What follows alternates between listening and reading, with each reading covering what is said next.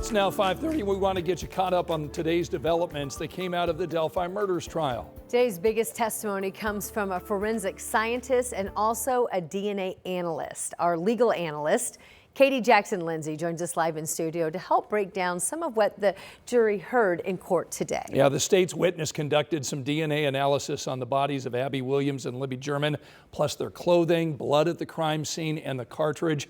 So what did this expert testify today and tell the jury? Well, there was a lot of testimony, obviously. It took most of the day, but the general summary is that Richard Allen's DNA is nowhere on that crime scene or has not been connected to any of the items collected from that crime scene.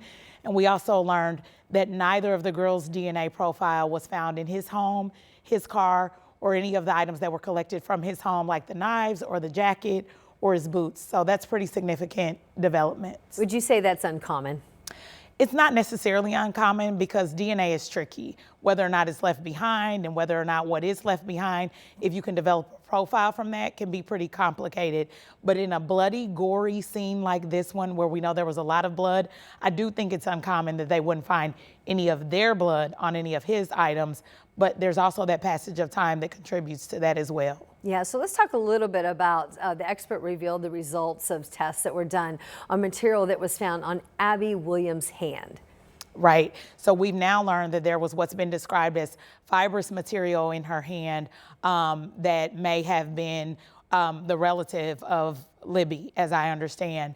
And so again, that's one of those things where there may be a perfectly innocent reason for someone's DNA being somewhere. The fact that she rode with her sister to that location, with Libby's sister to that location, the fact that the clothing belonged to Libby. So again, DNA can be really tricky because there might be a perfectly innocent reason for someone's DNA to be present somewhere that might not be related to the crime. So if the jury is hearing there is no Richard Allen DNA at the crime scene, no DNA found at his home, what kind of impact does this have on the case? Well, it's certainly a good day for the defense, right? Because they cannot conclusively put him there through any sort of DNA analysis.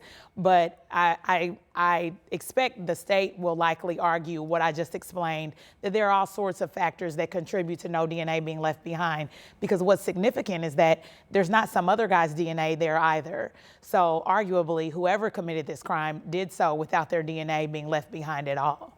So the expert witness also testified on a sample test that showed DNA from 3 people. One was an unknown male and assumed DNA of Abby and Libby. So I guess what we're really getting at here is it does kind of split these fine hairs, doesn't it? It does.